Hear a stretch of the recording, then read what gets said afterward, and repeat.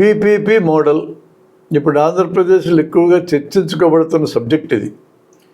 Public private partnership.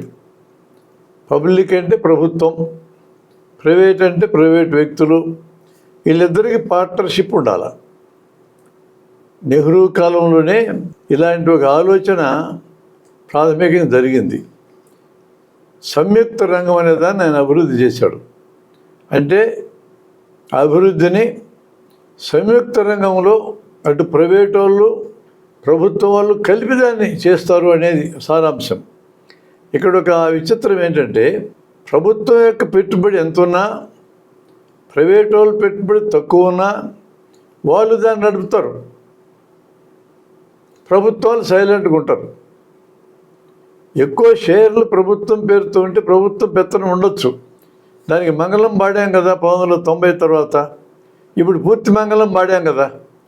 Private వాళ్ళకి వదిలేయటమే public ఆస్తులని అనేది ప్రభుత్వ పాలసీ. ఈ రోజున వదిలేయటం అనేది, ఆ ప్రైవేట్ వాళ్ళకి పెట్టుబడులు ఎక్కడి నుంచి వస్తాయి? ఒకటి బ్యాంకుల నుంచి అప్పులు తీసుకుంటారు. బ్యాంకులకు డబ్బులు ఎక్కడి? జనమందరూ బ్యాంకుల్లో తినక ఏదైనా ఎమర్జెన్సీ అయితే ఉపయోగపడుతుంది అనుకుని దాచుకుంటే ఈ డబ్బుని బ్యాంకులో కోట్లాది రూపాయలు, కొన్నిసార్లు 100 కోట్లు, 1000 కోట్లు, లక్షల కోట్లు అప్పులు ఇస్తూ ఉంటారు. పెద్ద మొత్తాలు అప్పులు తీసుకుంటారు. జనమైతే చిన్న చిన్న మొత్తాల్లో తీసుకుంటారు. పేపర్ వర్క్ ఎక్కువ, వసూలు చేయటం కష్టమని పెద్దవాళ్ళకైతే గుండు గుర్తుకు ఒకేసారి ఇచ్చేయచ్చు కదా అనే ఉద్దేశంతో అప్పులు ఇస్తారు. అంటే బ్యాంకుల్లో ప్రజలు దాచుకున్న డబ్బు ప్రైవేట్ వాళ్ళకి పెట్టుబడిగా మారుతుంది అని అర్థం. సరే, వాళ్ళు యథాశక్తిన ఎగ్గొడతారు అనుకోండి. ఇప్పటికి దాదాపు 25 లక్షల కోట్ల రూపాయలు బ్యాంకుల నుంచి అప్పులు తీసుకొని ఎగ్గొట్టారు. ప్రభుత్వం వాళ్ళు కూడా చాలా మంచివారు, ఉదారంగా ఈ అప్పుల లెక్కల్ని బ్యాంకుల రికార్డుల నుంచి తొలగించాలని నిర్ణయించారు. ఎందుకు తొలగించాలా అనే ప్రశ్న వేసుకుంటూ వాళ్ళు చెప్పింది ఏంటంటే, ఎప్పుడు బ్యాంక్ అకౌంట్స్లో మార్చి 31 నాటికి వీళ్ళు అప్పులు తీర్చకుండా ఉన్నందువలన అప్పులు ఉన్నాయని కనపడతా ఉన్నాయి. అంటే బ్యాంకులు నష్టాల్లో నడుస్తున్నాయని బయటికి చెప్పాల్సి వస్తూ ఉంది. నష్టాల్లో నడుస్తున్నాయనే విషయం ప్రజల దృష్టిలో పడితే బ్యాంకులు నమ్మరిక, బ్యాంకుల్లో డబ్బులు దాచరు. బ్యాంకుల్లో డబ్బులు దాచితేనే కదా ఈ బ్యాంకులు పెద్ద మనుషులకు అప్పివ్వడం వీలవుతుంది. కాబట్టి ప్రజల దృష్టిలో బ్యాంకులు క్లీన్గా ఉండాలి. అందువలన వసూలు కాని అప్పులన్నిటినీ చాప కిందకి నెట్టేయాలి, ఇంకనపడకుండా చేసేస్తారు. సరే, వాళ్ళు ఆర్గ్యుమెంట్ చెప్తారనుకోండి, మేము మళ్ళీ వసూలు చేస్తాం, ఏం రద్దు చేసినాం అనుకుంటున్నారా అని అంటారనుకోండి. ఇప్పటి వరకు చరిత్ర ఏంటంటే 10%, 100లో 10 రూపాయలు వసూలైనవి, 90 రూపాయలు పోయినట్టే. కాబట్టి 25 లక్షల కోట్ల రూపాయలు బ్యాంకులకు అప్పుంటే 2.5 లక్షల కోట్లు వసూలయ్యే అవకాశం ఉంది. 22.5 లక్షల కోట్లు పోయినట్టే. కానీ బ్యాంకులకి క్లీన్ ఇమేజ్ ఉంటుంది. ప్రజలు యథాప్రకారం గతంలో లాగానే తెలివి తక్కువగా బ్యాంకుల్లోనే దాచుకుంటూ ఉంటారు. వీళ్ళకి అప్పులు ఇస్తూ ఉంటారు. అంటే వీళ్ళ పెట్టుబడులు తయారయ్యేది బ్యాంకుల నుంచి, అంటే ప్రజల నుంచి. ఇక రెండో సోర్స్ ఏంటంటే, ప్రజల్లో కాస్త మధ్యతరగతిగా ఉన్నటువంటి వాళ్ళు కొద్దిగా డబ్బులు మిగుల్చుకుంటే షేర్లను కొంటూ ఉంటారు. మేజర్ షేర్లు ప్రైవేట్ యజమాని దగ్గర ఉంటాయి. వీళ్ళందరూ తలా 10 షేర్లు, 20 షేర్లు, 100 షేర్లు అట్లా కొనుక్కొని మేమందరం కంపెనీలు భాగస్వాములం, షేర్ హోల్డర్సం అని గొప్పగా చెప్పుకుంటూ ఉంటారు. పెత్తనం అయితే ఎక్కువ షేర్లు యజమానికే ఉంటుంది. ఈ విధంగా కూడా వాళ్ళకి పెట్టుబడి క్రియేట్ చేస్తారు. ఇక మూడో రకం పెట్టుబడి ఎక్కడి నుంచి వస్తుంటే, ఉత్పత్తి జరిగేటప్పుడు కార్మికుడు తన దగ్గర ఉండేది అమ్ముకుంటాడు. తన దగ్గర శ్రమ చేయగలిగే శక్తి ఉంటుంది, దాన్ని అమ్ముకుంటాడు. దానికి ఒక రేటు చెప్తాడు. వాడు అడిగిన రేటు ఇచ్చినా కార్మికుడు చేయగలిగే ఆ శ్రమ శక్తి శ్రమగా వస్తువు కింద మారినప్పుడు తన విలువను పెంచుకుంటుంది. ఆ పెరిగిన విలువ అంతా లాభం కింద యజమాని తీసేసుకుంటాడు. ఇది మూడో రకం పెట్టుబడి సేకరించుకునే పద్ధతి. ఇక నాలుగోది ఏంటంటే, ప్రభుత్వాలు యథాశక్తిన ప్రైవేట్ వాళ్ళ కోసం కంకణం కట్టుకొని చట్టాలు చేసి వాళ్ళకి తగిన వెసులుబాట్లు క్రియేట్ చేసి అడ్డగోలుగా సంపాదన వచ్చేటట్టు చేస్తారు. ప్రభుత్వం వారు, ఈ పెద్దలు బయట దేశాల్లో డబ్బు దాచుకుంటే చూసి చూడనట్టు వదిలేస్తారు. ఆ డబ్బే తిరిగి విదేశాల్లోంచి విదేశీ మారక ద్రవ్యం పేరుతో, అంటే ఫైనాన్స్ క్యాపిటల్ పేరుతో వైట్ మనీగా మళ్ళా దేశంలోకి వస్తుంది. ఈ 5 రకాలుగా వాళ్ళు పెట్టుబడి సమీకరించుకుంటారు. మొత్తం మీద ఫైనల్గా ప్రజల నుంచి వాళ్ళకి పెట్టుబడి వచ్చేది, విత్తనం మాత్రం ప్రైవేట్ వాళ్ళకి. అందుకని పబ్లిక్ ప్రైవేట్ పార్టిసిపేషన్ లేదా పబ్లిక్ ప్రైవేట్ పార్ట్నర్షిప్ అని ఎప్పుడు మాట్లాడినా అది ప్రైవేట్ వాళ్ళకి మేలు చేస్తుంది తప్ప పబ్లిక్ మేలు చేసేది ఏమీ ఉండదు. ఇది ఫండమెంటల్. ఇప్పుడు ఆంధ్రలో మెడికల్ కాలేజీ పీపీపీ మోడల్తో ప్రైవేట్ వాళ్ళకి ఇస్తామని ప్రభుత్వం అంటుంది. చాలా జనరస్గా ప్రభుత్వం వారు కూడా ఎకరా 100 రూపాయలకి సంవత్సరానికి అట్ట 33 ఏళ్ళు ఇస్తామని అంగీకరించారు. ఎకరా 100 రూపాయలు అంటే దాదాపు మెడికల్ కాలేజీలు అన్నింటికి కూడా 50 ఎకరాల దాకా ఉంది. 50 ఎకరాలు ఇంటూ 100 రూపాయలు సంవత్సరానికి అంటే 5,000 అట్ట 33.5 ఏళ్ళు. 33.5 ఏళ్ళలో బతికేది ఎవరు, పోయేది ఎవరు? వాళ్ళు బిల్డింగ్లు కట్టుకుంటారు. అంతా 50 ఎకరాల్లో 10-12 ఎకరాల్లో బిల్డింగ్లు కడితే మెడికల్ కాలేజ్ వచ్చేస్తాయి, హాస్పిటల్ కూడా వచ్చేస్తాయి. మిగతా ఖాళీ స్థలాన్ని ఊరికే ఖాళీగా ఉంచితే నష్టం కదా.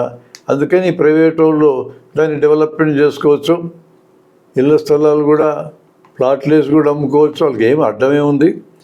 పైగా ప్రభుత్వం వారు సగం సీట్లు ఓపెన్ కేటగిరీలో జనమందరికి ఇచ్చినామన్నా ఈ బి కేటగిరీలో యాజమాన్యం సీట్లు, ఎన్ఆర్ఐల సీట్లు ధరలు ఎక్కువ పెంచుకోవడానికి అనుమతిస్తే ఆ డబ్బే కుప్పలుగా పోగవుతుంది. అంటే ఇదంతా గవర్నమెంట్ పోగేసుకోవచ్చు కదా. గవర్నమెంట్ వాళ్ళు ఏం చెప్తున్నారంటే ఇప్పుడు మెడికల్ కాలేజీలు కట్టడానికి మా దగ్గర డబ్బులు లేవంటున్నారు. ఒక 5-6 వేల కోట్లు ఖర్చు పెడితే మెడికల్ కాలేజీలు అన్నీ పూర్తయితాయి. 5-6 వేల కోట్లు ఖర్చు పెట్టడానికి నిజంగా డబ్బు లేదా?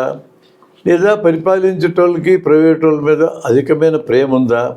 కేంద్రం దగ్గర నుంచి రాష్ట్రం దాకా దాదాపు అన్ని రాష్ట్రాలు పరిపాలించేటోళ్ళు, కేంద్రాన్ని పరిపాలించేటోళ్ళకి అనూహ్యమైనటువంటి ప్రేమ ప్రైవేట్ వాళ్ళ మీద ఉన్నది.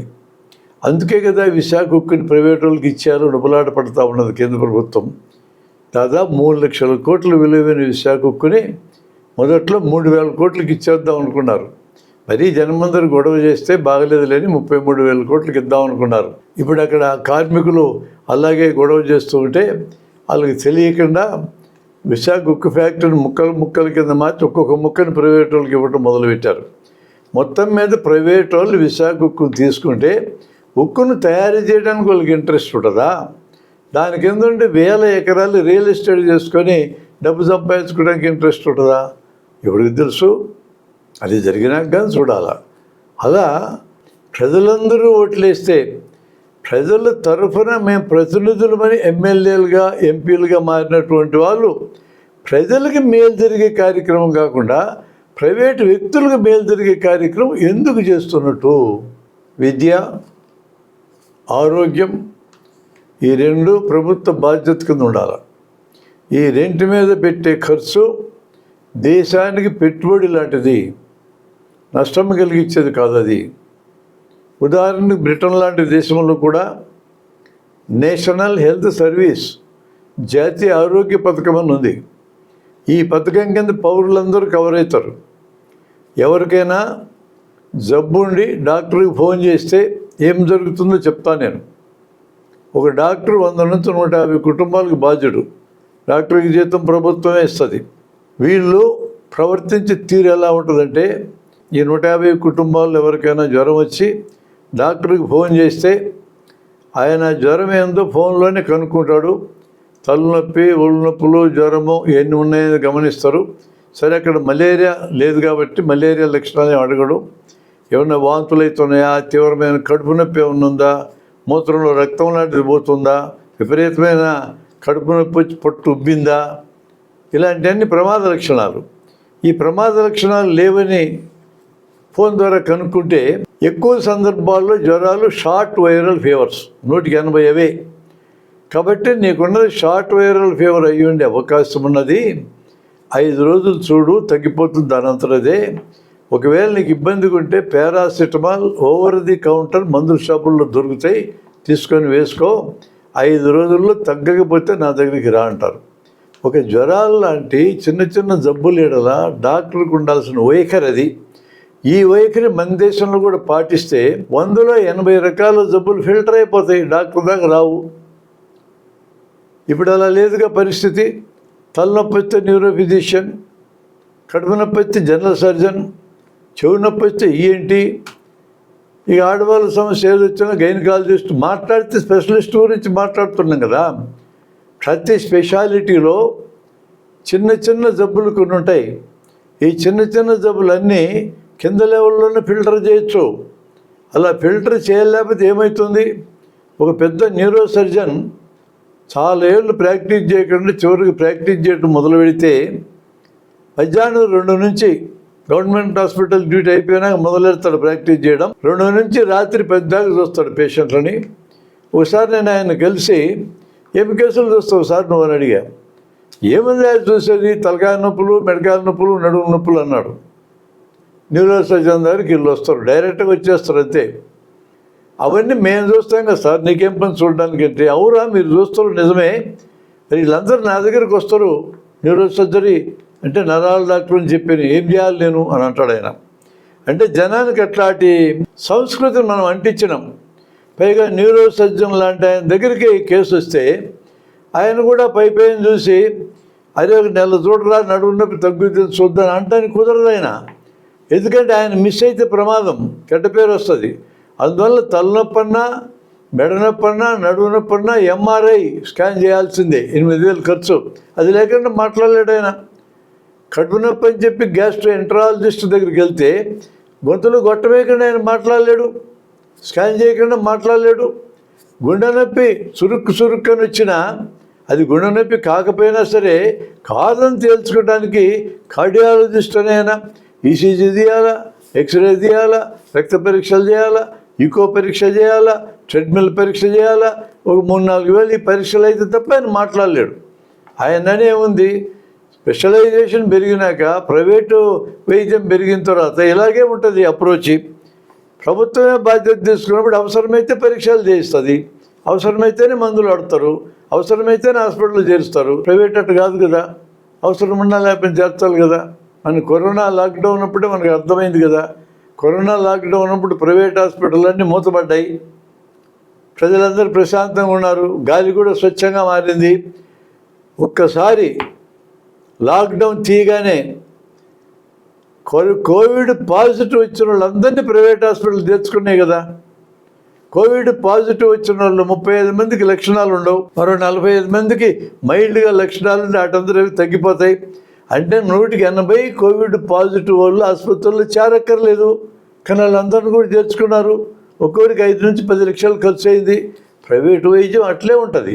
అందుకని వైద్యాన్ని ఎట్టి పరిస్థితుల్లో ప్రైవేట్ రంగానికి వదలకూడదు. ఏ ప్రభుత్వమైనా ప్రజల మీద ప్రేమ ఉంటే వైద్యాన్ని ప్రైవేట్ వాళ్ళకి ఇవ్వకూడదు. ప్రేమ ఉండాలి న్యాయంగా. ప్రజలందరూ ఓటేస్తే ఎన్నికైన ప్రభుత్వాలు కదా ఇవి, ప్రజల తరఫున కదా పనిచేయాలా, ప్రజల కోసం కదా పనిచేయాలా, ప్రజల మేలు కోసం కదా ఇవి పనిచేయాలా. ప్రజలకు నష్టం కలిగించే పని చేయకూడదు కదా.